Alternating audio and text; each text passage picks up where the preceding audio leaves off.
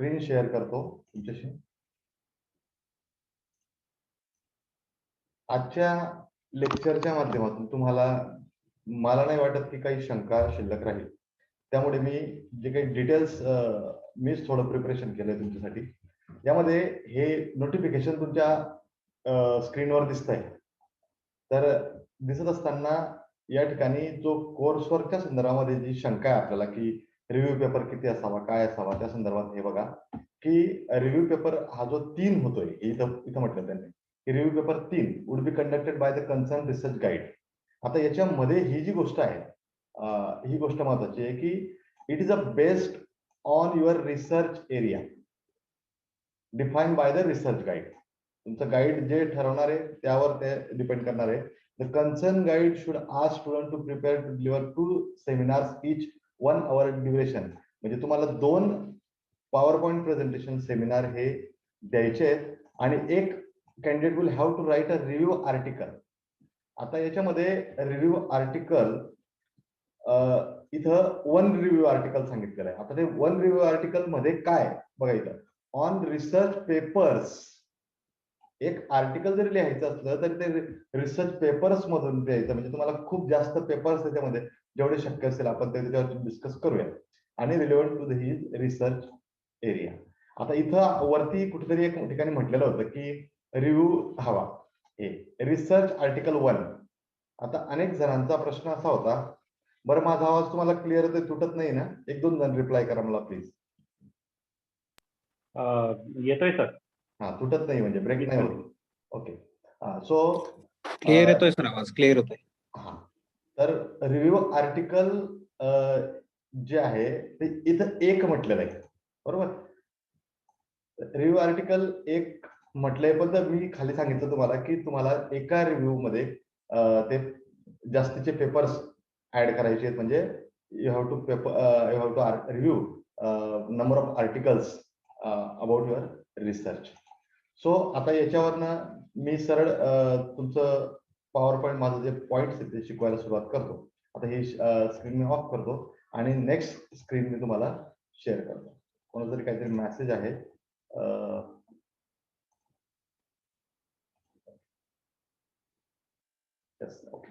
Okay. So power point presentation आपण सुरू करूया. आता पॉवर पॉईंट मध्ये दिसते सर्वांना? ओके, मी मोठी स्क्रीन करतोय.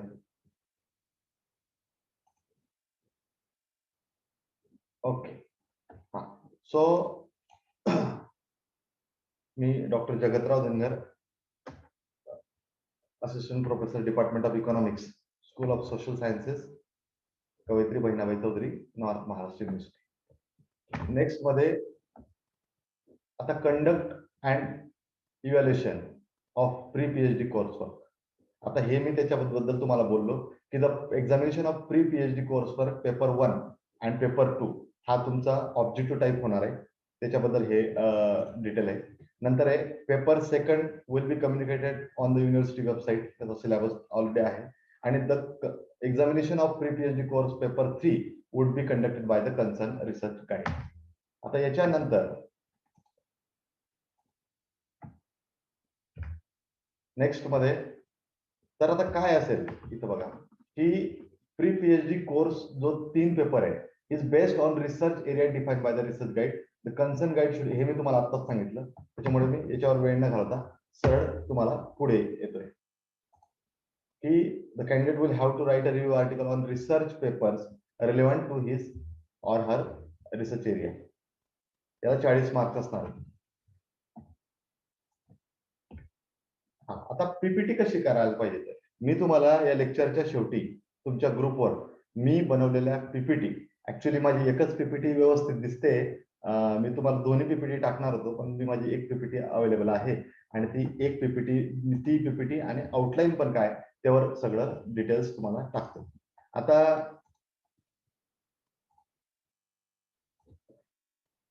काही लोक जॉईन होत आहे म्हणून त्यांना मी जॉईन करते, त्यामुळे मध्ये मध्ये डिस्टर्ब होऊ शकतो. हा, तर प्री पीएचडी कोर्स वर 3rd जो आहे हा is based on the research area defined by the research guide. आता इथून मी सुरुवात केलेली आहे माझ्या कामाची की PPT is first PPT is related to your research problem. तुमचा जो प्रॉब्लेम आहे ते सगळं सांगितल्यानंतर फास्ट जातो. परत रिपीट आपण त्याच्यावर येऊया की PPT first is related to your research problem. आता याच्यामध्ये काय असलं पाहिजे, बॅकग्राऊंड असलं पाहिजे. पहिली गोष्ट, आता याच्या अगोदरची काय स्टोरी हे मी नंतर सांगतो याच्यासारखं, की पहिली जी पीपीटी असणार तुमची ती रिसर्च प्रॉब्लेमशी संबंधित असली पाहिजे, दुसरी पण त्याच्या संबंधित असली पाहिजे. पण त्याच्यामध्ये काय background, origin, meaning, type, past, present, situation, your keyword. आता एखादा व्यक्ती जर दारिद्र्यावर पीएचडी करत असेल, एखादा व्यक्ती जर कृषी अर्थशास्त्रावर पीएचडी करत असेल, एखादा व्यक्ती जर इंटरनॅशनल रिलेशन्सवर पीएचडी करत असेल, तर त्या संबंधी आंतरराष्ट्रीय व्यापार म्हणजे काय, त्याचं स्वरूप, व्याप्ती, प्रकार, अर्थ, सद्यस्थिती, या सगळ्या गोष्टी त्याच्यामध्ये आल्या पाहिजे पहिल्या पीपीटी मध्ये. जी तुम्ही पीपीटी तयार करणार ती पहिली पीपीटी पूर्ण. आता याची अजून काही उत्तर तुम्हाला पुढे मिळतील, ती म्हणून आता न बोलता मी पुढे जातो. आता फक्त तुम्ही ऐका. दुसरं आहे पीपीटी सेकंड पीपीटी कशी असणार आहे, is related to your information regarding area based information. You can add information regarding outline.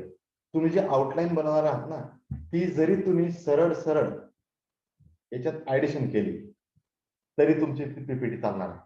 आता ती कशी असेल मी ते पण तुम्हाला पीपीटी पण शो करणार पुढे. आता रिव्ह्यू आर्टिकल कसं असेल, रिव्ह्यू आर्टिकल मध्ये related PhD thesis, MPhil thesis, research papers, articles, government publications, books, articles in newspaper, अशा संबंधात. म्हणजे आता माझा विषय होता खानदेशातील धनगर कम्युनिटी. आता कम्युनिटी विषय होता म्हणून मी काय केलं, धनगर शब्दाशी संबंधित. तो पुढचा विषय जाऊ द्या, सामाजिक आर्थिक वगैरे, धनगर कीवर्ड आहे माझा.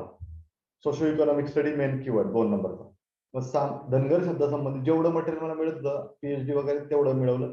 दुसरं सामाजिक आर्थिक संबंधित जेवढं मटेरियल मला मिळत होतं, वेगळ्या कम्युनिटीचे स्टडी होते ते मी मिळवले अगोदर. आणि मग तो पेपर मी तुम्हाला इथं स्क्रीनवर शेअर करेन, की मी त्यावेळेला 2012-13ला जसा पेपर लिहिला तो पेपर मी तुम्हाला शेअर करेन. तर ते संबंधित लिहायचे. आता मग त्या लिहित असताना content covered in research article, review article मध्ये काय असलं पाहिजे. जेव्हा तुम्ही पहिला आर्टिकल सुरुवात कराल, रिसर्च आर्टिकल मधला पहिला पॉईंट एखाद्या व्यक्तीचा रिव्ह्यू. आता त्या पेपरमध्ये तुम्हाला कमीत कमी 10, 15, 20 पर्यंत आर्टिकल, मी त्यावेळेला 20 आर्टिकल लिहिले होते. 20 आर्टिकल मध्ये काही पीएचडी थेसिस होते आणि काही हे होते. तर त्याच्यामध्ये काय असलं पाहिजे सुरुवातीला, तर नेम ऑफ द ऑथर पहिलं, सरनेम फर्स्ट लिहायला लावले. मी ही पीपीटी पण तुम्हाला शेअर करेन, की मी पुढे रिव्ह्यू आर्टिकल कसं लिहावं हे पण लिहून दाखवलेलं आहे. नंतर title of thesis, publication with place, volume किंवा edition, year and page number. आता how to write review article, कसा आर्टिकल लिहावा. आता समजा एखाद्या व्यक्तीने अर्थशास्त्रामध्ये आर्थिक सामाजिक एखाद्या जातीचा अभ्यास करायचा ठरवला, की socio economic study of particular community, Patil, Kunbi, बौद्ध, पावरा, भिल्ल, जे काही कम्युनिटीचा अभ्यास करायचा ठरवेल, तर तो व्यक्ती रिव्ह्यू आर्टिकल कसं लिहेल. मग त्याला समजा त्याच्या विषयाचं काहीच मिळालं नाही, त्याला माझा थेसिस मिळाला जो सामाजिक आर्थिकवर आहे. मग तो म्हणेल की हा एक मिळाला, मग तो कसं लिहायला पाहिजे त्याने. मी हे मराठीत पण सांगितलं मला, की doctor Dhangar in his unpublish thesis title a socio economic study of Dhangar community in Khandesh, duration 2001. Doctor Dhangar यांनी त्यांच्या अप्रकाशित पीएचडी प्रबंधामध्ये, मग तो प्रकाशित पीएचडी प्रबंध कोणता, सामाजिक आर्थिक अभ्यास 2010, ही स्टडी त्यांनी अभ्यास केला आहे that the Dhangar community socially economically backward due to the lack of education and facilities of business. म्हणजे मी माझा जो सेंट्रल पूर्ण सार होता त्या पीएचडीचा, कशामुळे धनगर जमात मागासलेली आहे, हे पूर्ण सार त्याच्यामध्ये मांडून दिला पहिल्या वाक्यामध्ये, की धनगर जमात आर्थिक सामाजिकदृष्ट्या मागासलेले आहे, त्यांचं एज्युकेशन शिक्षणाचं प्रमाण कमी आणि दूरदृष्टीच्या अभावामुळे, व्यावसायिक दूरदृष्टीच्या अभावामुळे त्यांनी हा मागासलेले आहे. मग आता हे अभ्यास कोणी काही म्हणू शकतं, की धनगर यांनी असं मांडलंय किंवा घोरपडे यांनी असं मांडलंय, यांनी असं मांडलंय. पण त्यांनी कसं मांडलंय ते पण तुमचं त्याच्यामध्ये लिहिलं गेलं पाहिजे खाली. मग मी खाली लिहिलंय की मी कोणती, म्हणजे दुसऱ्याने लिहिलंय समजा, की doctor Dhangar study covers 3 district of Khandesh. त्यांनी त्यांच्या 3 जिल्ह्यांचा अभ्यास केलाय खानदेशमधला. 3 स्टेजेस स्ट्रॅटिफाईड रॅन्डम सॅम्पलिंग यूज केलेली त्यांनी. हे त्रिस्तरीय स्ट्रॅटिफाईडला काय वर्ड आहे, त्रिस्तरीय रॅन्डम सॅम्पलिंग, म्हणजे 3 स्तरीय नमुना निवड पद्धतीचा वापर केला आहे. ही चुजेस त्यांनी निवडल्या 2 तहसील प्रत्येक जिल्ह्यातले. Chooses 2 tehsil from each district and 5 villages from each tehsil and 10 family heads as a respondent. त्यांनी 3 जिल्ह्यातील प्रत्येकी 2 तालुके निवडले आणि प्रत्येकी 2 तालुक्यातील प्रत्येकी 5 गावं आणि त्या 5 गावातील प्रत्येक गावामधला 10 फॅमिली हेड म्हणजे कुटुंब प्रमुखाचं त्यांनी निवड केलेली आहे आणि त्या निवड केलेल्या लोकांचा त्यांनी अभ्यास केला आहे. पुढे त्याच्यामध्ये म्हणतो की पुढे कंटिन्यू चॉईस ऑफ विलेज. त्यांनी खेड्यांची निवड करताना विलेजची निवड पर्पजिव्ह रँडम सॅम्पलिंग मेथडचा वापर केलेला असून कारण का census is not available of Dhangar caste किंवा caste wise census is not available. त्यांनी ते का केलंय हे पूर्णपणे सांगावं लागणार आपल्याला की त्या माणसाने कसा अभ्यास केलाय. ही यूज मग त्यांनी वापरले शेड्यूल. आता तुम्हाला अनुसूची आणि प्रश्नावली याच्यामधला फरक माहिती असला पाहिजे कारण आपण संशोधन पद्धती आपण जेव्हा अभ्यासू तरच तुम्हाला त्या ठिकाणी सगळ्या गोष्टी लक्षात येतील. अदरवाईज तुम्हाला लक्षात येणार नाही. मग त्यांनी काय वापरलंय की ही यूज शेड्यूल. त्यांनी अनुसूची वापरली आणि प्रश्नावली वापरले. प्रश्नावली आपण कोणासाठी वापरतो. शिक्षित लोक असतात, साक्षर लोक असतात त्यांच्यासाठी वापरतो ज्यांना वाचता लिहिता येतं. शेड्यूल म्हणजे अनुसूची ही मुलाखत अनुसूची म्हणतात त्याला मराठीमध्ये आपण की ती वापरतो आपण की ज्या वेळेस आपल्याला अशिक्षित आणि शिक्षित असे दोन्ही गट असतात त्यावेळेला अनुसूची घेऊन जातो. अनुसूची म्हणजे काय प्रश्नांचा संच. सूची म्हणजे संच. अनुसूची प्रश्नांचा अनुसूची म्हणजे ठराविक प्रश्नांचा संच. मग त्यांनी हीच मेजर फाइंडिंग त्यांच्या खालील निष्कर्ष पुढील प्रमाणे आहे. मग काय करायचं त्या संबंधित व्यक्तीच्या थेसिस मधले 5-6 मेजर फाइंडिंग्स जे निष्कर्ष ते तुम्ही write here which is most suitable your research objective. तुमच्या संशोधन जे उद्दिष्ट आहेत त्याशी संबंधित असलेले तुम्ही त्यांचे निष्कर्ष घ्या. मग किती ओळी येते व दिल्या आता मराठीत सांगतो.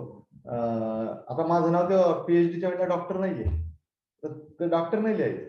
जसं लिहिलंय तसं लिहायचं. त्यावेळेला तो माणूस डॉक्टर नसेल तर डॉक्टर लिहायचं की धनगर जगतराव यांच्या खानदेशातील धनगर जमातींचे सामाजिक आर्थिक अभ्यास या प्रबंधामध्ये अप्रकाशित प्रबंध बनायचा. पीएचडी प्रकाशित थेसिस हा अप्रकाशित असतो. अप्रकाशित पीएचडी प्रबंधामध्ये त्यांनी धनगर जमातीबद्दल खालील मत व्यक्त केलेले आहे. मी तर असंच लिहिलं त्यावेळेला खरं जर मी ते जर बघेल मी जर गाईड ऍज अ गाईड मी बघितलं असतं तर मी अजून चुका काढल्या असत्या. तर त्याच्यामध्ये मग असं मांडलेलं आहे आणि मग त्यांनी कोणती पद्धती वापरली हे मेन्शन करायचं की त्यांनी नमुना निवड पद्धती वापरली, ही वापरली, ती वापरली आणि मग असं एक 8 ते 10 शब्दामध्ये ओळीमध्ये तुमचा तो रिव्ह्यू असला पाहिजे. निष्कर्ष 4 ते 5 ओळीमध्ये येऊन जाईल तुमचे निष्कर्ष. बरोबर. मग आता रिव्ह्यू पेपरवर प्रत्यक्ष तुम्हाला दाखवेल मी आणि हे पण दाखवेल. आता या सगळ्यांसाठी तुम्हाला सांगतो मित्रांनो की outline is very important before all the above mention topics.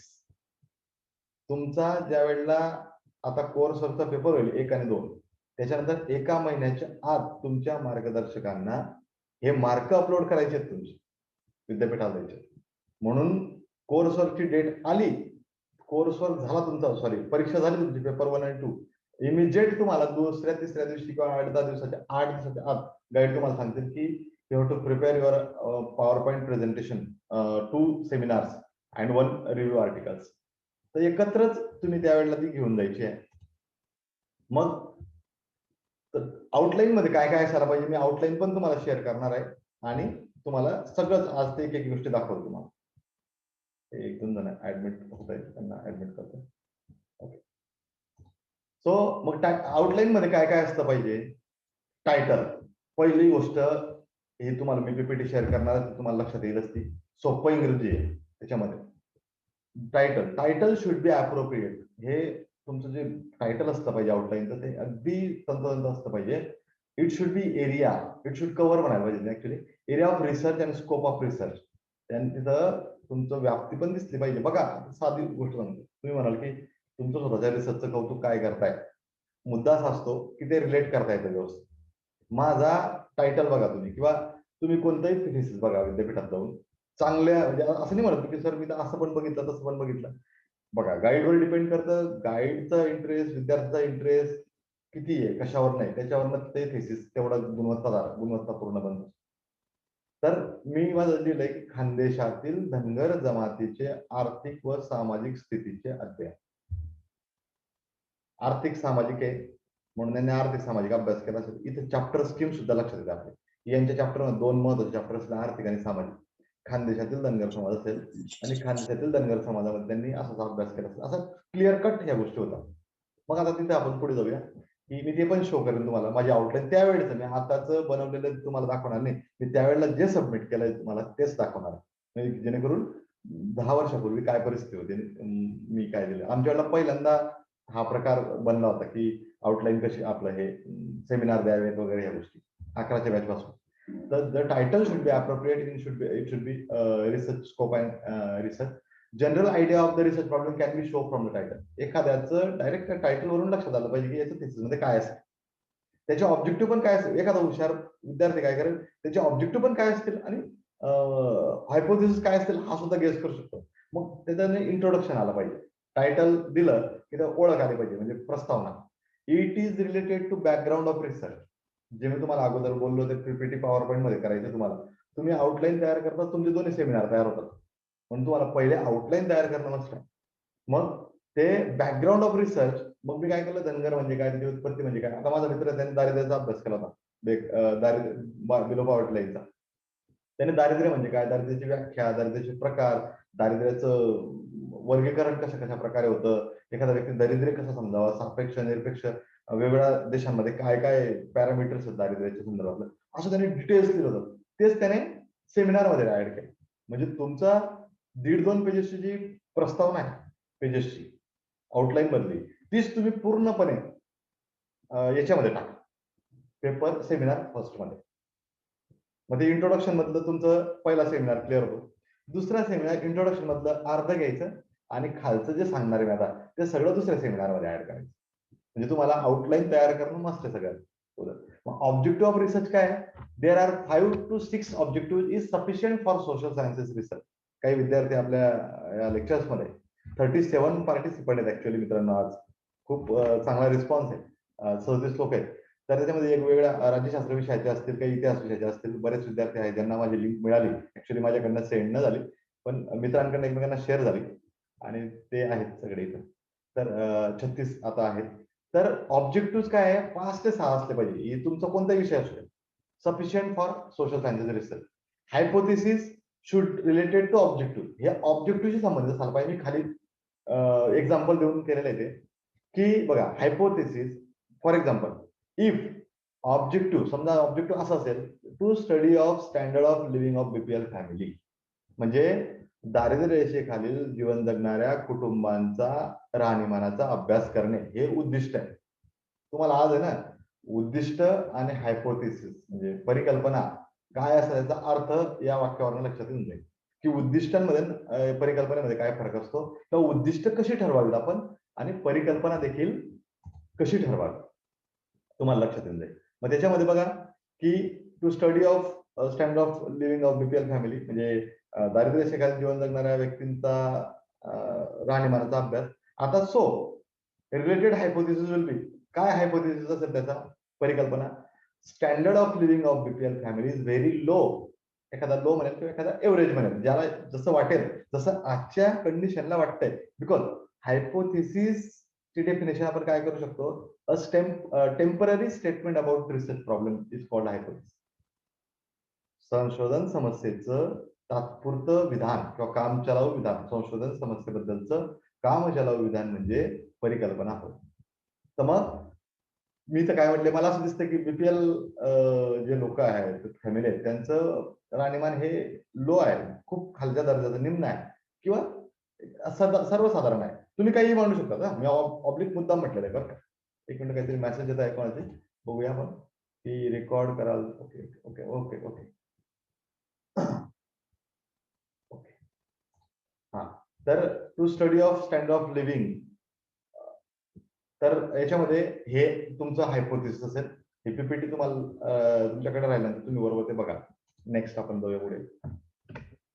आता रिसर्च मेथोडॉलॉजी काय असली पाहिजे, म्हणजे सॉरी आपण आउटलाईन बघतोय बरं का. आउटलाईन मध्ये आपण बघा, आउटलाईन मध्ये काय काय असलं पाहिजे, पहिलं टायटल, दुसरं इंट्रोडक्शन. इंट्रोडक्शन मध्ये काय असलं पाहिजे हे मी तुम्हाला सांगितलं. ऑब्जेक्टिव्ह नंतर असले पाहिजे, त्याच्यानंतर नंतर हायपोथेसिस असले पाहिजे. मग हायपोथेसिस कसे असावे हे त्याच्याबद्दल बोललोय थोडं. आणि नंतर रिसर्च मेथड, संशोधन पद्धती ही खूप महत्वाचा पॉईंट आहे. हा असला पाहिजे त्याच्यामध्ये. मग त्याच्यामध्ये काय काय घटक आले पाहिजेत ते पण मी लिहून दिलेले त्या ठिकाणी, की चॉईस ऑफ सॅम्पल, तुम्ही जो नमुना निवडणार आहात, ज्या एरियाचा अभ्यास करणार आहात, तो कोणत्या पद्धतीने निवडणार आहात त्याचा उल्लेख तुम्हाला करावा लागेल, की तो तुम्ही हेतू पुरस्कार निवडणार आहात का बिगर हेतू नमुना निवड करणार आहात. ते आता आपल्या जनरली आपल्याकडे बऱ्याच अंशी म्हणजे पर्पजिव्ह केला जातो, हेतुपूर्वक. आणि नॉन पर्पजिव्ह कुठे केला जातो हे पण तुम्ही जेव्हा संशोधन पुस्तक वाचाल तुम्हाला लक्षात येईल, की नॉन पर्पजिव्ह केव्हा. पर्पजिव्ह, आता मी पर्पजिव्ह का वापरला होता, ज्या वेळेला मी खानदेशातील धनगर कम्युनिटीचा अभ्यास करत होतो त्यावेळेला प्रत्येक गावामध्ये धनगरांची कम्युनिटी संख्या असेलच असं नाही. एखाद्या शहरामध्ये नाहीच, एखाद्या गावामध्ये नाहीच आहे. मग मी गावं असेच निवडले, म्हणजे हेतुपूर्वक निवडले, की जिथं कम्युनिटी आहे ते जास्तीत जास्त आहे. आता हे तुम्हाला याच्यावर लक्षात आलं असेल, की पर्पजचा काय अर्थ आहे. आणि ज्या वेळेला तुम्हाला डाटा किंवा तुम्हाला एकक युनिट ऑफ सॅम्पल हा कुठेही अवेलेबल असेल, कुठेही, तर तुम्हाला त्या ठिकाणी नॉन पर्पजिव्ह सॅम्पल चालेल. म्हणजे शेतकरी म्हटलं म्हणजे तुम्हाला कोणत्याही गावात शेतकरी मिळणार, 100% पॉसिबिलिटी नाही. एखाद्या गावामध्ये व्यापारीच मिळतील, पण 100% तुम्हाला काही ना काही शेतकरी मिळतील. म्हणून तुम्ही there is no need to choose purposive sampling method. तुम्ही non purposive you can use. So नंतर मेथड ऑफ डाटा कलेक्शन कशी असली पाहिजे. मग त्याच्यामध्ये ते काय पॉईंट आले पाहिजे. रेड म्हणजे मुद्दे, प्रायमरी. आता प्रायमरी मध्ये काय असायला पाहिजे, की प्रायमरी मध्ये कोणतं टूल्स वापरणार आहेत तुम्ही. संशोधन पद्धती म्हणजे तुम्ही ज्यावेळेला डाटा कलेक्शन कराल, तथ्य संकलन कराल, म्हणजे माहिती मिळवाल, त्यावेळेला प्राथमिक तथ्य संकलन करत असताना टूल्स कोणते वापराल, म्हणजे साधनं कोणते वापराल. तुम्ही शेड्यूल वापराल, क्वेश्चनर वापराल, का इंटरव्ह्यू वापराल, का ऑब्झर्वेशन मेथड वापराल. म्हणजे काय वापराल त्याच्यात प्रकार आहेत बघा. ही method of data collection, primary and secondary and sub methods are available द्या. मग हे फक्त 2 मेन्शन केले मी, अनुसूची आणि क्वेश्चन आहे. कोणी सहभागी निरीक्षणातून अभ्यास करतो, कोणी म्हणजे मेंढपाळांचा अभ्यास करतो, मेंढपाळ होऊन अभ्यास करतो, कोणी दारिद्र्य जीवन जगतोय त्यांचा अभ्यास करतोय, किंवा एखाद्या खाण कामगारांचा अभ्यास करतोय, खाण कामगार होऊन अभ्यास करतो. तो सहभागी निरीक्षणाचा प्रकार, तो निरीक्षणाच्या माध्यमातून. तो काही मुलाखत घेणार नाही किंवा त्यांचं शेड्यूल भरणार नाही किंवा क्वेश्चनर भरणार नाही. मग सेकंडरी मेथड काय वापरणार तुम्ही त्याच्यासाठी, कारण प्रत्येक संशोधनाला प्रायमरीच असतं असं नाही किंवा सेकंडरीच असतं असं नाही. दोन्ही मेथड ह्या पूरक असतात. कारण तुम्ही सुरुवातीला काही ना काही माहिती ज्या वेळेला मिळवतात त्यावेळेला प्लीज म्यूट करा प्लीज, कोणाचा आवाज येतोय.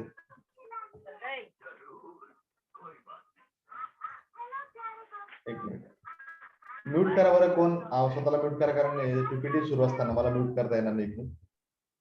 नाईक सर आपला आवाज म्यूट करा. Okay okay Naik sir. So आता बघा की secondary tools, books, thesis, paper म्हणजे इन डिटेल लिहायचं ते, की मी काय काय वापरणार आहे त्याच्यामध्ये. म्हणजे जे तुम्हाला, आता तुम्ही म्हणाल की संशोधनाच्या अगोदरच कसं काय आपल्याला लक्षात येईल की आपण काय काय वापरणार, तर ढोबळ मानाने जे लक्षात येईल तुमच्या, की सरकारचे प्रकाशन वगैरे जे असेल ते. आणि नंतर तुमचं त्या ठिकाणी आले पाहिजे चॅप्टर स्कीम आली पाहिजे. चॅप्टर स्कीम म्हणजे प्रकरणांची रूपरेषा. तर प्रकरणांची रूपरेषा कशी असेल, मी प्रकरणाची रूपरेषा ही डिटेल लिहिणार होतो, पण ते आपण माझ्या आउटलाईन जेव्हा बघू आपण त्यावेळेला बघू. आपण सगळे आउटलाईन्स आता मी याच्यानंतर शो करेन आणि त्यानंतर आपण क्वेश्चन आन्सर घेऊया. कारण खूप जास्त घेण्यापेक्षा आपण शॉर्ट घेऊया, पण छान घेऊया. तर चॅप्टर ऑफ स्कीम काय, 1 ते 6 किंवा 7 चॅप्टर तुमचे पुरेसे. मग बिब्लिओग्राफी आणि रेफरन्सेस द्या तुम्ही. आता बिब्लिओग्राफी कशाला म्हणतात आणि रेफरन्सेस कशाला म्हणतात तुम्हाला सांगतो मित्रांनो, की ज्या वेळेस तुम्ही रिव्ह्यू ऑफ आर्टिकल लिहितात त्यावेळेला तुम्ही पेज नंबर त्या चॅप्टरच्या खाली एखाद्या प्रकरणामध्ये ज्या वेळेला तुम्ही मेन्शन करतात संदर्भ, त्यावेळेला त्या प्रकरणाच्या खाली जे एंड नोट्स लिहितात त्या एंड नोट्स मध्ये विथ पेज नंबर असतात. आणि एकापेक्षा जास्त संदर्भ एका वेळेला, समजा एक पुस्तक आहे त्याच्यामध्ये संदर्भ एक वाक्य वरती आलंय, खाली आलंय, नंतर दुसरं पुस्तक आल्यानंतर त्याचं खाली आलं पुन्हा. अशा वेळेला काय, त्या एका पुस्तक 4-5 वेळा येऊ शकतं. म्हणजे 4-5 वेळा शेवटी जेव्हा तुम्ही रेफरन्स लिहितात, तुमच्या लक्षात आलं असेल आपोआप की शेवटी असलेल्या गोष्टीला रेफरन्स होतात, बिब्लिओग्राफी नाही. तर रेफरन्स लिहितात त्यावेळेला पेज नंबर काढून टाकायचे फक्त, आणि युनिक जेवढे पुस्तक तुम्ही वापरले तेवढे त्या ठिकाणी द्यायचे. तर ते कसं द्यायचं पुन्हा ते पण सांगतो पुढे. आता हे झालं स्क्रीन माझी इथं शेअर. आता इथं मी हे एक लेक्चर रेकॉर्ड केलं थांबवतो आणि आपण नंतर पुढचं पाहू.